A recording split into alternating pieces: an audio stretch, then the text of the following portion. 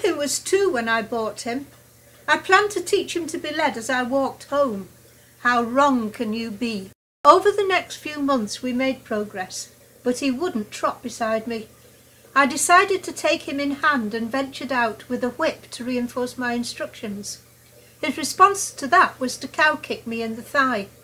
After a couple of kicks I realised I was becoming wary of him and he would sense it, so I never led him out without a pillow down my jogging pants. He never really got over the leading thing, and in years to come numerous mums leading their eager offspring on him have had to put up with being barged, chewed, nipped and positively bitten. As time went on, the rearing stopped, and all that was left of his napping was grudge mode, when he'd say, "I don't want to do that and you can't make me." But once he was backed, he couldn't do enough to please. He was doing great till Corrie came to Sparrow Hall. He thought she was the best thing since sliced bread. All was well till the first time I rode him out without her. When we turned away from the farm, he stood up and spun round. This was the beginning of a trend that went on for months. Nevertheless, he became a useful and likeable pony, much loved by his regular riders, such as Lauren. He did games, lessons, dressage, long hacks and beach rides, and gave lots of pleasure, and he enjoyed jumping.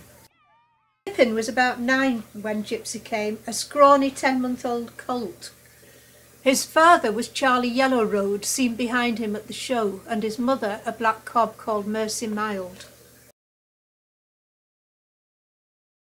When Gypsy came, the others all wanted to kill him, so I decided to put him with the donkeys. I thought they'd object to being lumbered with a frisky foal, but they soon accepted him and shared their shed with him and lay in the sun with him. Then I had the problem of separating him from his donkeys. On one occasion he tried to jump a 5-bar gate to get back to them and finished up hanging over the gate, and when eventually free, walked off on 3 legs. Gypsy and Pippin became buddies and their friendship lasted right up to the end. While he was still entire, he was a lovely chap, not at all coltish, so I decided not to geld him till he'd had a chance to cover my 2 mares, Squeak and Corrie. He sired 2 lovely foals, Flight and Rocky.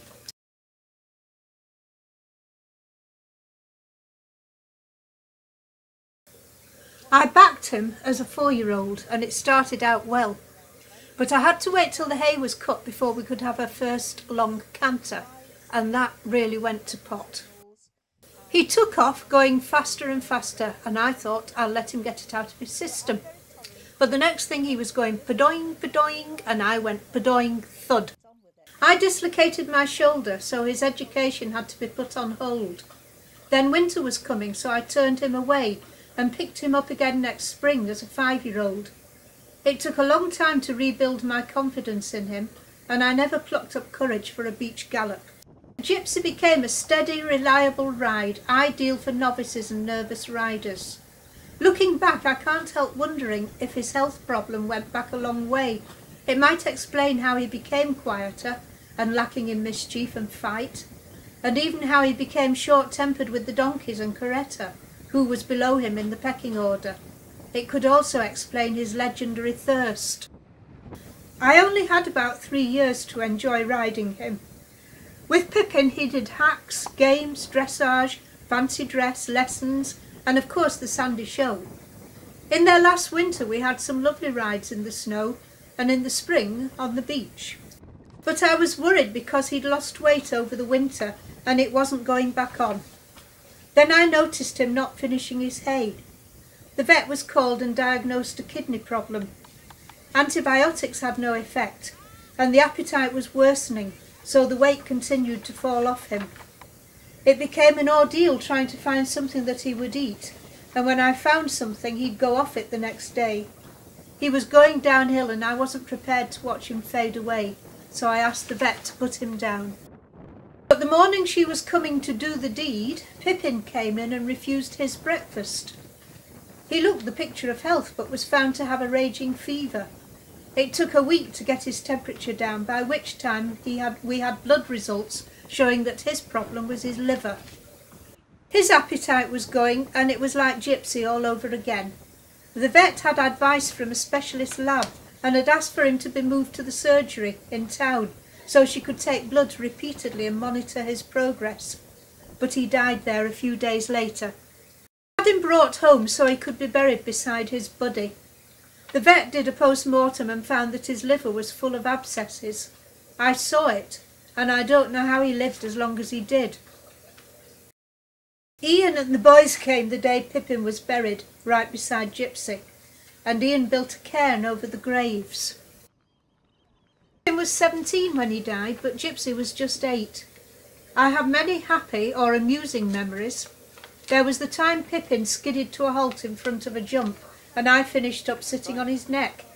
I couldn't lift my expansive backside back over the pommel, and each time I tried to swing a leg over his neck, he lifted his head. I sat there wishing there was someone on hand with a camcorder, till he tired and lowers his head and I managed to jump off quickly. Another time I was stuck on board because he'd chucked me off while I was out checking sheep, and I'd been helped back on board by the dustbin men. I'd hurt my ribs and couldn't swing a leg over his rump, so I had to wait till Jill came in to help me off. And there was the day he did one of his invisible 4-foot jumps and I went straight between his lugs.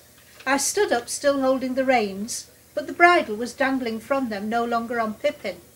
But old Pippin, he was there beside me, grazing. Gypsy chucked me off on a green track and I gave him a dressing down, and I don't think he ever bucked again. The silver lining to that experience was that I wasn't hurt, important to me after the dislocated shoulder. But the funniest was when he lost his footing practising the barrel race and went down on his knees. His momentum prevented him from reaching forward with his forelegs to get up, so he ran several metres on his knees till he'd slowed down. I didn't fall off that time till he started to scramble to his feet again. I have wonderful memories of both ponies. Goodbye, Gypsy and Pippin.